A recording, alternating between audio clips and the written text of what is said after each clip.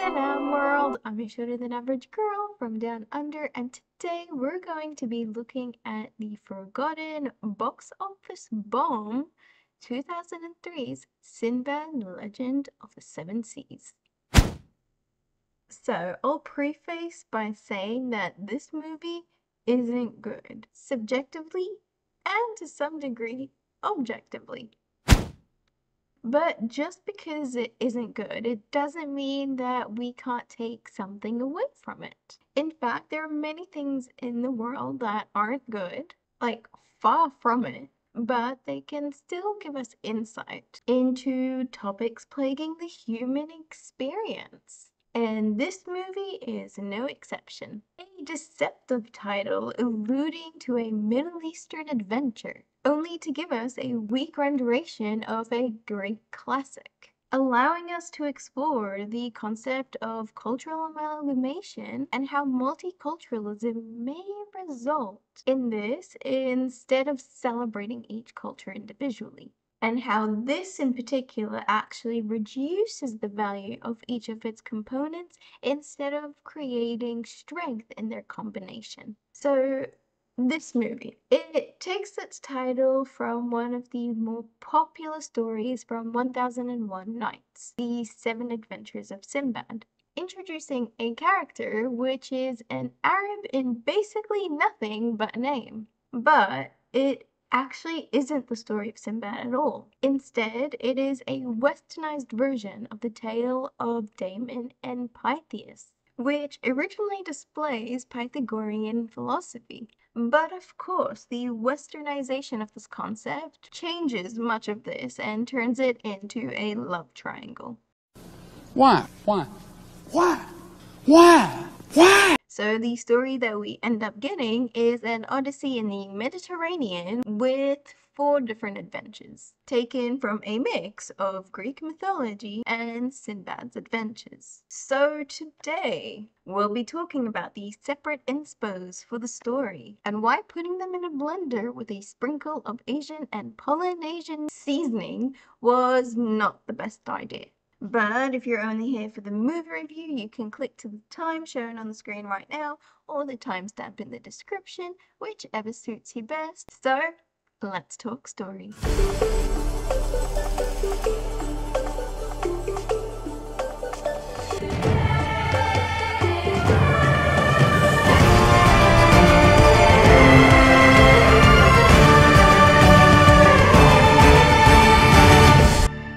As the title suggests, the character that we follow in the story is a man named Sinbad, who, contrary to the merchant in the source material, is a pirate.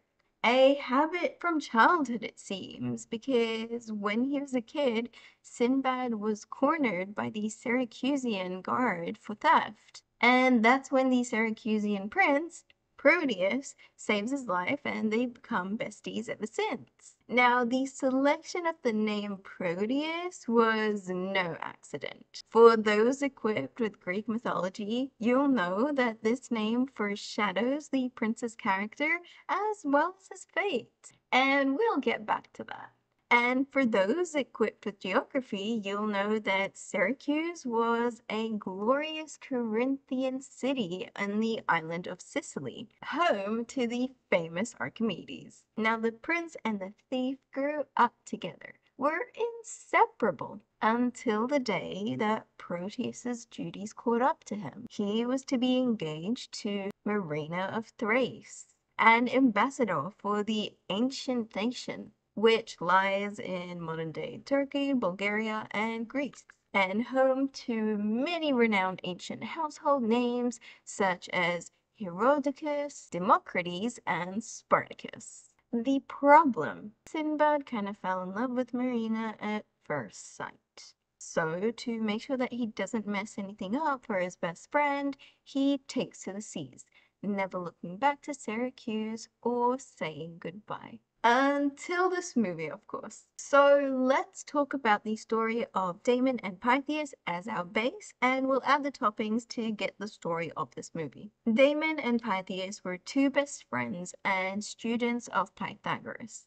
Depending on the version that you get, they either lived or traveling to Syracuse, which was ruled by the tyrant Dionysius I at the time. Now, Dionysius, for one reason or another, accused Pythias of plotting against him, capturing and planning to crucify him. When Damon heard that his friend had been captured, he went to see him, and Pythias told him that the only regret that he had was that he couldn't say goodbye or ensure the security of his mother and sister. Hearing this, Damon negotiated with Dionysius to let his friend deal with these matters back home, offering to take his place in the prison while Pythias was away.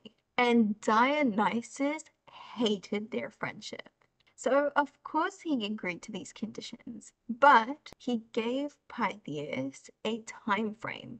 If he didn't make it back then Damon would take his place on the cross. And so Damon agreed to this, despite Pythias refusing to take part in the steal. But his hands were tied. So Pythias goes home, marries his sister to an honorable man who would make sure that she was okay, and he said goodbye to his mother before making the journey back to Syracuse.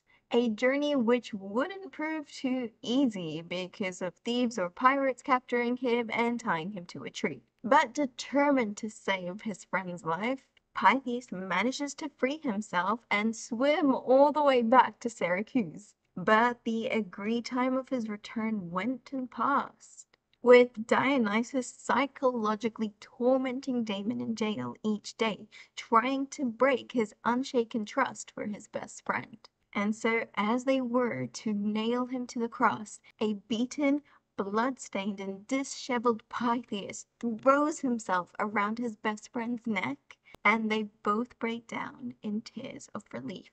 Seeing this, Dionysus finally pardons the two, and they were both free to go. In some versions of the story, it was actually Dionysus who sent the thieves or pirates to stop Pythias, trying to use the two as an example, but the moral integrity of Pythias was stronger than Dionysus's scheme. So now let's get back to Sinbad.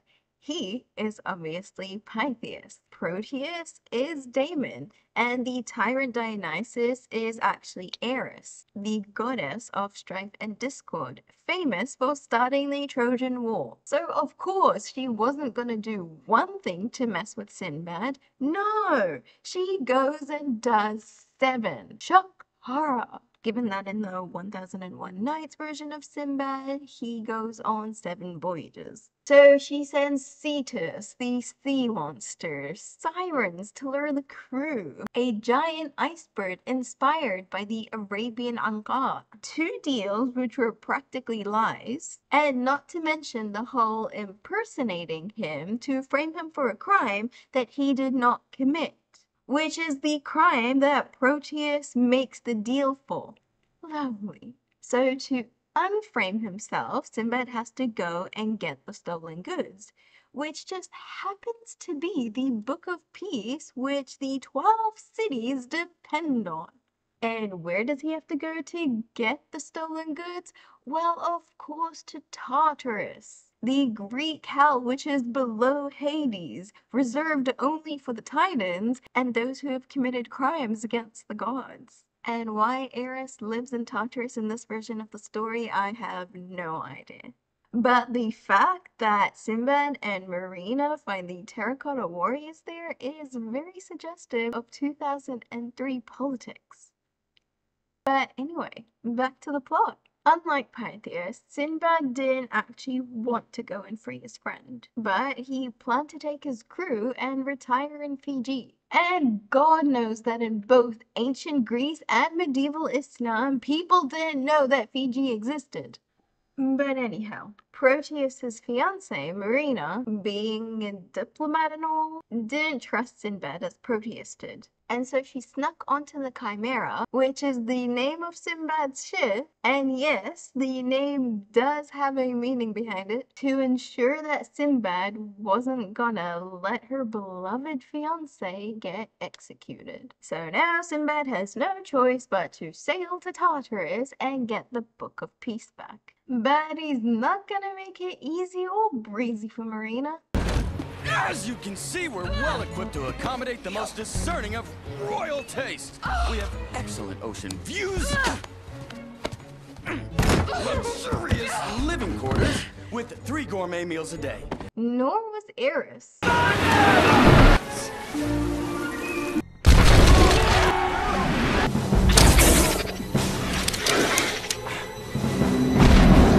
But of course, the feeling Sinbad harbored for Marina was making him a bigger jerk than usual. Absolutely. I mean, look at my ship. This railing was hand-carved mahogany. And here, these moldings came all the way from Damascus. Do you have any idea what I went through to steal these? That's exactly why women shouldn't drive. So of course she falls for him when he confesses his feelings for her, cause this was the era where cinema was perpetuating very unhealthy on-screen relationships. Oh, no. No. 5 on Marina.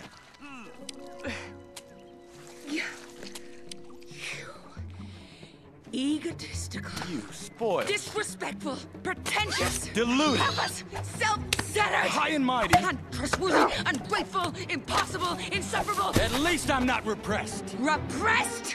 I'll show you repressed. Proteus deserves so much better. But it was due to this that Sinbad actually decided to do the right thing. And given that he had failed the test in Tartarus, for now, and so didn't have the Book of Peace, he returned to Syracuse to take Proteus's place on the chopping block, which meant that he actually did pass the test, and so Eris was bound to return the Book of Peace to the people, and Sinbad was free to sail the seas with his new girl Marina, leaving poor Proteus to deal with the political and emotional vacuum that they would leave behind. And speaking of Proteus, what a legend. Like at the start of the movie where he and Sinbad meet for the first time in a decade, he appeals to him with their friendship while still committing to his royal duties.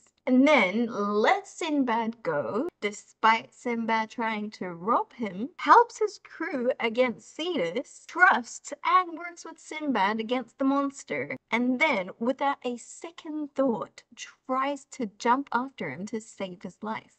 And that's all from the first appearance. We then see his chivalry when he asks Marina to follow her heart and not to just agree to marry him for the sake of political advantage. And then, when Sinbad shows up to Syracuse, he vouches for him, invites him and the crew for the festivities. And after Eris pulls her stunt, he believes Sinbad is innocent and does the daredevil thing of putting his life on the line for a pirate. And when his father tries to break him free, he refuses, honoring the deal that he had made with the leaders of the 12 cities. And again, trusting his friend that he would save his life for the sake of their old friendship.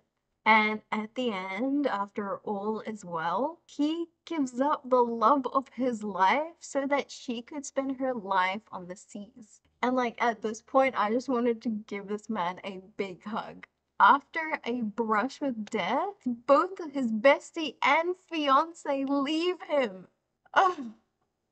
But even though I mind, he doesn't, because he's Proteus. In Greek mythology, Proteus is the son of Poseidon and considered to be a minor god of changing waters, which just includes seas, oceans, rivers, etc. And he is considered the old wise man who is able to see the future. And for all my Narnia fans out there, it was Proteus who was the inspo for the river god at Bruna in Prince Caspian. But anyways, the adjective protean comes from him, and it means flexibility, versatility, and adaptability in a positive way, owing to the characteristics of the god Proteus. So now taking all of that into account, it is a very good description of what Proteus's character was like in this movie. His decisions are wise for the betterment of everyone. His trust in Sinbad and letting Marina go are a testament of him knowing that all will end up well. All this putting him in a compromising situation, but he was flexible, adjusting and accepting what will come.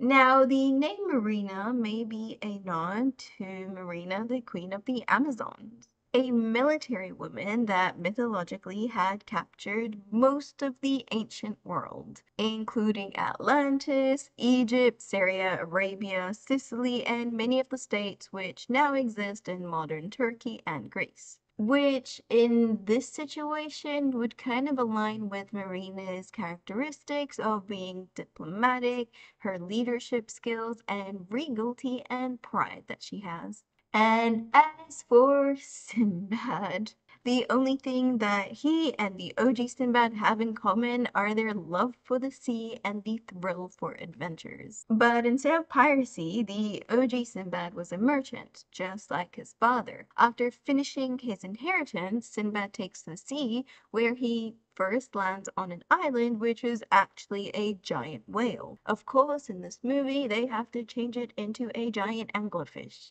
His second adventure is where he lands on the island home to the giant snake-eating bird called Al-Anqa, which in the movie turns into an ice falcon who kidnaps pretty girls. And that's basically where the similarities end.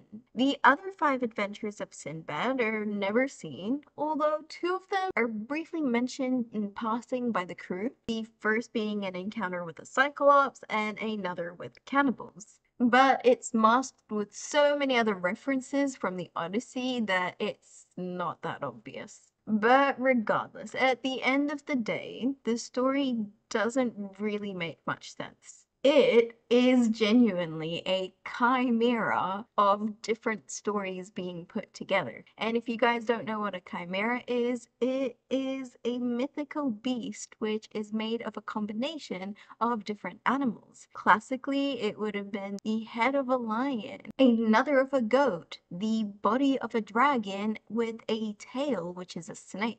But in this version, it is a combination of a Greek classic, Damon and Pythias, and an Arabian classic, The Adventures of Sinbad. And I mean, these stories couldn't be more different. Each have their own sets of lessons that we can learn from them. In one, we learn the importance of trust and moral integrity, whereas in the other, we learn that wealth is not in riches or trade, but in mind and experience. That a man can't build themselves without hard work, difficult decisions, and sacrifice. Now, look, some may argue that Sinbad in the movie embodies the lessons taken from the original Sinbad story, but I would say that's ingenuine to the source material because it removes Sinbad's character arc, the losses that he faced, and the people who helped him out on the way. It's these things which shaped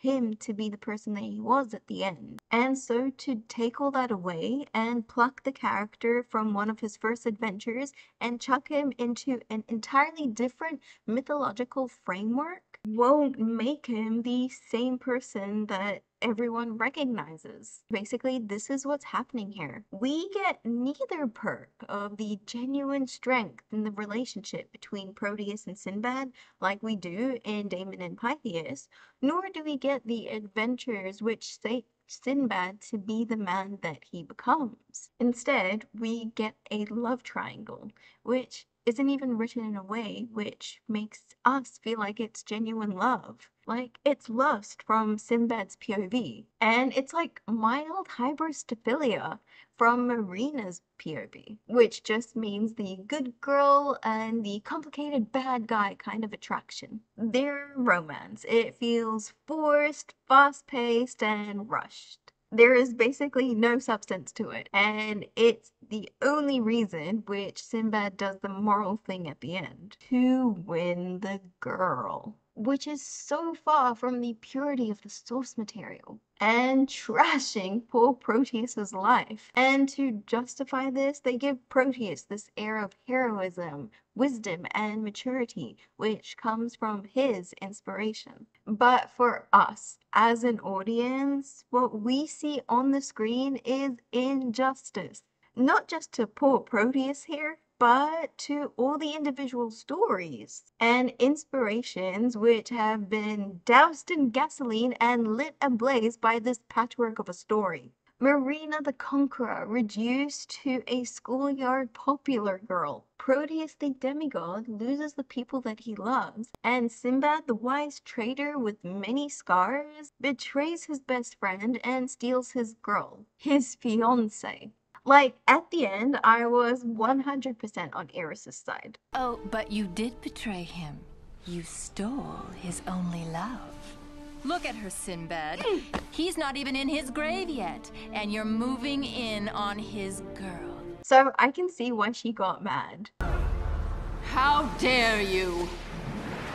Everything was going perfectly, and now you do this! Because this change made no sense. Like, there wasn't any genuine love which would have justified Sinbad's change of heart. And for those who watch the Emperor's New Groove analysis will know I really don't like the change for love trope. Because us wanting to be better people for the sake of being a better person is a morally more sound and honorable thing in my eyes. At the end, the story wanted to do so much, which ended up leading to so little. Because the conclusion doesn't tie the threads of these different cultures in a way which allows the original source material to shine through and make its mark on the world. Instead, a very Western ending was delivered. The protagonist, without doing anything worthy of victory, restores peace and wins the girl. Disgusting. It dumps on the ending of Damon and Pythias by separating the friends at the end, and also on Sinbad, this wise man who ends up advising this poor water jar seller through the recounts of his adventures. What did we learn from our protagonists, Sinbad and Marina? Nothing. The only real hero in this story is Proteus, and the only lessons that we can learn are from him and from Sinbad's crew. And unfortunately, this path of trying to introduce our cultures to open dialogue and the door for a cultural melting pot, many times than not, does end up stripping the essence of the cultures that it is trying to put together and leaving just the bare bones of each. These stereotypes. Because those are the familiar hallmarks. They're not asking the audience to venture too far from familiar territory. Because duty to one's country, feminism, and changing for quote-unquote love are familiar lessons to us, not the Pythagorean ideal for friendship or rooting for the rich man who is wise and deserving. These are unfamiliar and uncomfortable for an audience that has a very different experience in the current life that they're living in. So it's much easier just to chuck a goddess, a couple of constellations, and one of the most well-known Arabic characters into a hero needs to save the world for the girl story, and call it a day. No matter how much I tried to enjoy the story, I just couldn't. I thought that maybe with an adult mind that I would be able to enjoy the nuances of the story. But no, other than the cultural Easter egg hunting, I really didn't like it. Because this story destroyed arguably the best and purest of Greek myths and pooped on an Arabic classic. Perhaps for someone who doesn't know the stories or the characters that the movie uses, it would have been a delightful viewing experience, but a very dishonest one. because all the good parts are taken from more powerful stories. And aside from those issues, we get all the adult humor. See, in the early 2000s, DreamWorks was in its super edgy phase, with works like Shrek, The Road to El Dorado, Shark Tale, Madagascar, and The Cat in the Hat. So it wouldn't be a surprise to say that there is a lot of adult humor, from not too child-friendly visuals I'm from a brothel in Syracuse. Good guess. to blatantly obvious innuendos. I was trapped. A sword at my throat, at my chest, at my pickles and eggs! So that's another thing to keep in mind. Overall, I personally wouldn't recommend this film, even if its ratings aren't too terrible. I've kind of learned not to trust the ratings.